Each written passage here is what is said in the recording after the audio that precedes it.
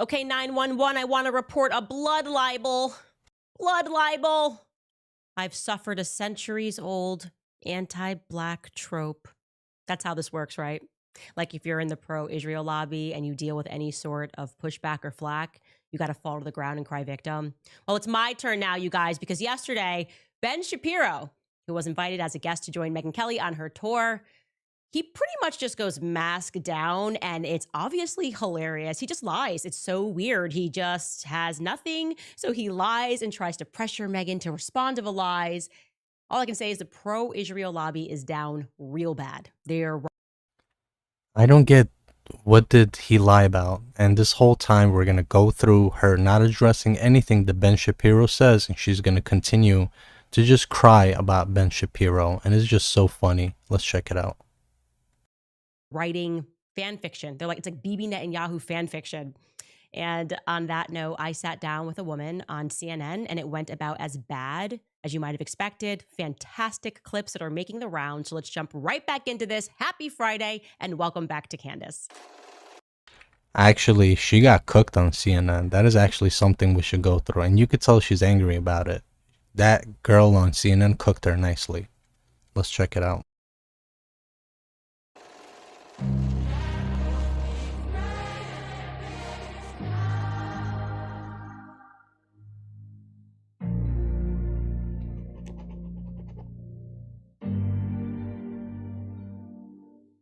I don't know what to say other than it was the purest form of anti-Blackism that I've ever experienced. I mean, it's obvious to me that Ben Shapiro is manifestly insane. Last night, he was gripping the microphone as he would the neck of a Black woman. I'm kidding. Obviously, those are not my quotes. Those are actually direct quotations from Ben Shapiro himself. So once again, this is what she's going to do. She's not going to address anything that Shapiro said yesterday, right? So now she's going to continue to gaslight him. And this is kind of getting insane.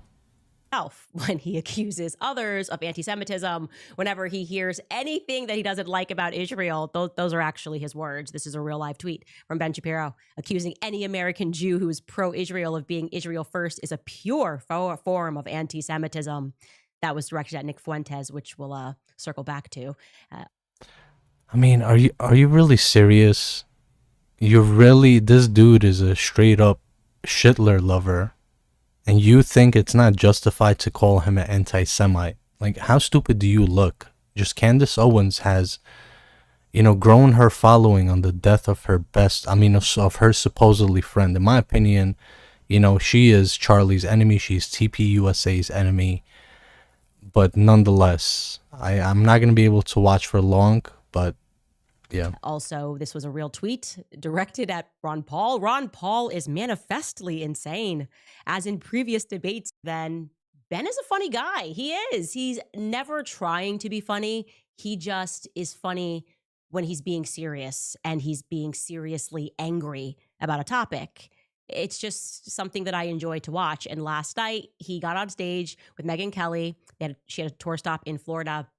And I want to say, I was kind of impressed with Ben because instead of doing his usual thing where he sends others to do his dirty work so he can keep his hands clean, he was like, I'm going to peer pressure Megyn Kelly myself. I'm going to make her disavow me, make her disavow Candace Owens. I'm going to make her disavow Tucker Carlson by putting her on the spot and asking her to respond to things that Tucker Carlson never did and Candace Owens never did or said. And you really get to see it masked down because you saw this narrative circulating amongst people who were just absurdly making claims that I attacked Erica. And I know what these organic movements look like. I know how they operate behind the scenes. And I know Ben plays a part in this. And so it was actually quite refreshing for me to be like, now everyone gets to see what you are because you're saying stuff that never happened. So, okay. See, once again, she's lying blatantly. She did insinuate that she is having an affair with JD Vance and that somehow she is responsible for the unaliving of her own husband. She said it, and now she's calling Ben Shapiro a liar for calling it out. Right? She's going to keep on crying, and that's all we're going to see. We're not going to see her address the real issues that Ben Shapiro spoke about. She's just going to try to gaslight her way in. And people actually buy her shit. This is the sad part. So we'll start with what he said about Tucker Carlson. You should know Ben has a real thing for Tucker Carlson. I don't understand it. It is just, I don't know. It's been going on for a long time. There's something about Tucker Carlson that gets under his skin. I'm not clear on it. I would actually love to hear Ben speak about that. I mean, people at the Daily Wire, when they're leaving the Daily Wire, have to sign.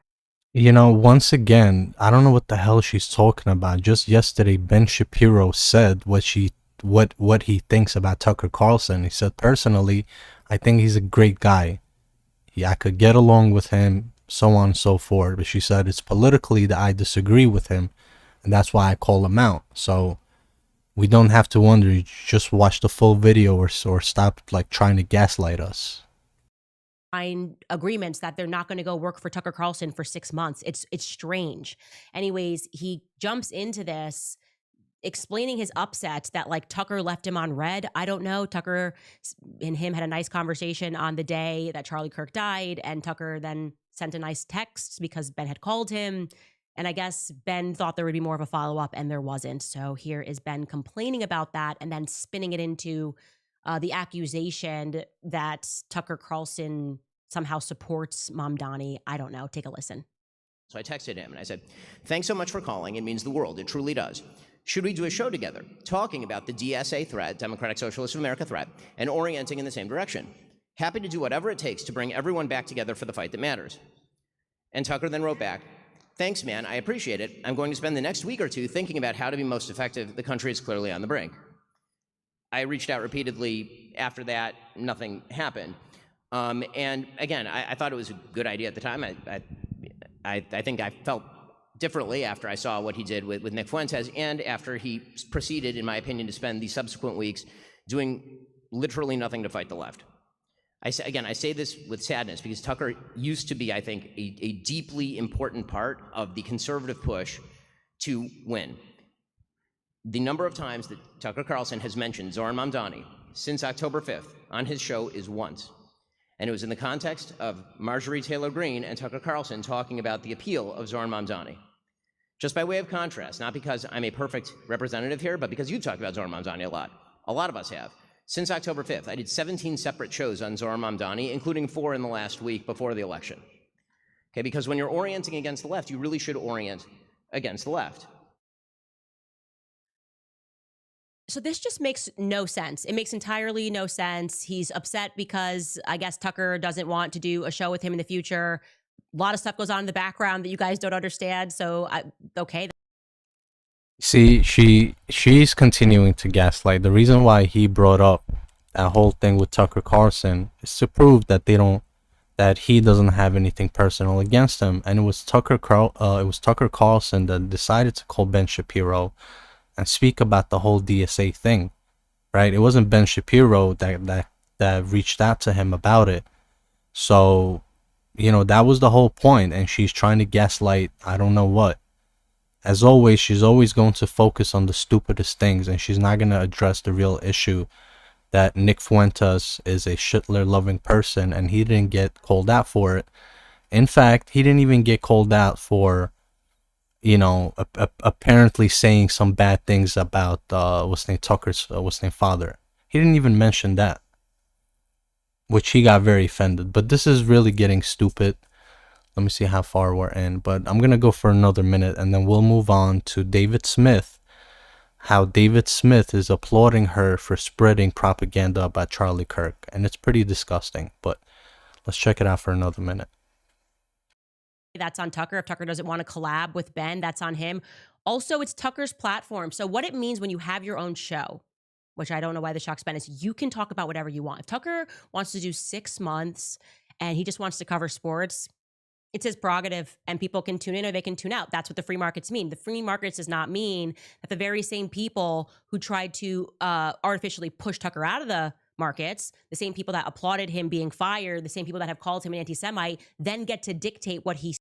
You know, the funny part is, you see, they always focusing on the wrong thing. They keep on trying to make it look like they're trying to cancel Tucker Carlson or tell Tucker Carlson who he should have on. You see, they're always shifting from the real point. right? Ben Shapiro, that wasn't his claims. He actually elaborated on that, and she's going to continue to lie about it. The main point that Ben Shapiro made is that he didn't question him about any of Nick Fuentes' radical stance, and basically normalized Nick Fuentes instead of pushing up on his Yahtzee ideologies. That was the problem.